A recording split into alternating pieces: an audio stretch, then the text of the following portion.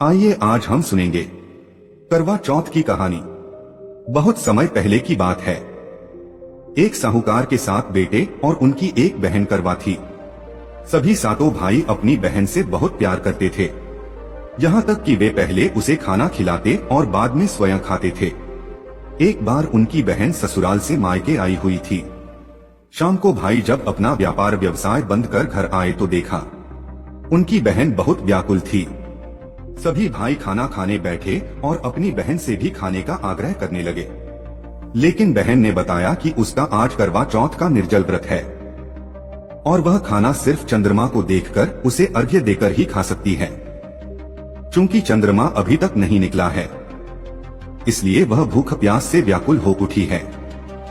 सबसे छोटे भाई को अपनी बहन की हालत देखी नहीं जाती और वह दूर पीपल के पेड़ पर एक दीपक जलाकर चलनी की ओट में रख देता है। दूर से देखने पर वह ऐसा प्रतीत होता है कि जैसे चतुर्थी का चांद उदित हो रहा हो।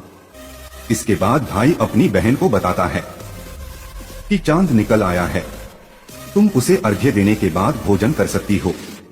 बहन खुशी के मारे सीढ़ियों पर चढ़कर चांद को देखती है, उसे अर्घ्य देकर खाना खाने बैठ जाती है।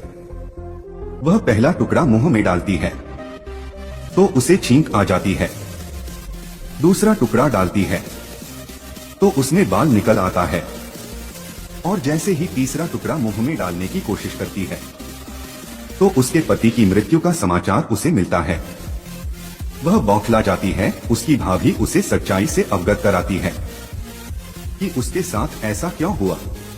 करवा चौथ का व्रत गलत तरीके से टूटने के कारण देवता उससे नाराज हो गए हैं और उन्होंने ऐसा किया है। सच्चाई जानने के बाद करवा निश्चय करती है कि वह अपने पति का अंतिम संस्कार नहीं होने देगी और अपने सतीत्व से उन्हें पुनर्जीवन दिलाकर रहेगी।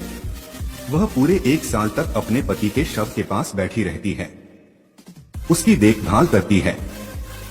उसके ऊपर उगने वाली सुईनुमा घास को वह एकत्रित करती जाती है। 1 साल बाद फिर करवा चौथ का दिन आता है। उसकी सभी भाभियां करवा चौथ का व्रत रखती हैं। जब भाभियां उससे आशीर्वाद लेने आती हैं, तो वह प्रत्येक भाभी से यम सुई ले लो, ये सुई दे दो, मुझे भी अपनी जैसी सुहागिन बना दो, ऐसा आग्रह करती है। लेकिन हर बार भाभी उसे अगली भाभी से आग्रह करने का कह चली जाती है। इस प्रकार जब छठे नंबर की भाभी आती है तो करवा उससे भी यही बात दोहराती है। यह भाभी उसे बताती है कि चूंकि सबसे छोटे भाई की वजह से उसका व्रत टूटा था, अतः उसकी पत्नी में ही शक्ति है कि वह तुम्हारे पति को दोबारा जीवित कर सकती है।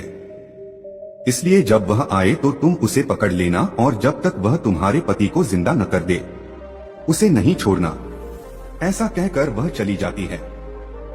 सबसे अंत में छोटी भाभी आती है। करवा उनसे भी सुहागिन बनने का आग्रह करती है, लेकिन वह टालमटोली करने लगती है। इसे देख करवा उन्हें जोर से पकड़ लेती है और अपने सुहाग को जिंदा करने के लिए कहती है। भाभी उससे छुड़ाने के लिए नोचती है, खसोटती है, लेकिन करवा नहीं छोड़ती है। अंत में उसकी तपस्या को देख भाभी पसीज जाती है और अपनी छोटी अंगुली को चीरकर उसमें से अमृत उसके पति के मुंह में डाल देती है। करवा का पति तुरंत श्री गणेश कहता हुआ उठ बैठता है। इस प्रकार प्रभु कृपा से उसकी छोटी भाभी के माध्यम से करवा को अपना सुहाग वापस मिल जाता है। हे श्री गणेश, माँ गौरी, जिस प्रकार करवा को चिर सुहागन का वरदान आपसे मिला है, वैसा ही सब सुहागिनों को मिले। जय श्री गणेशाय।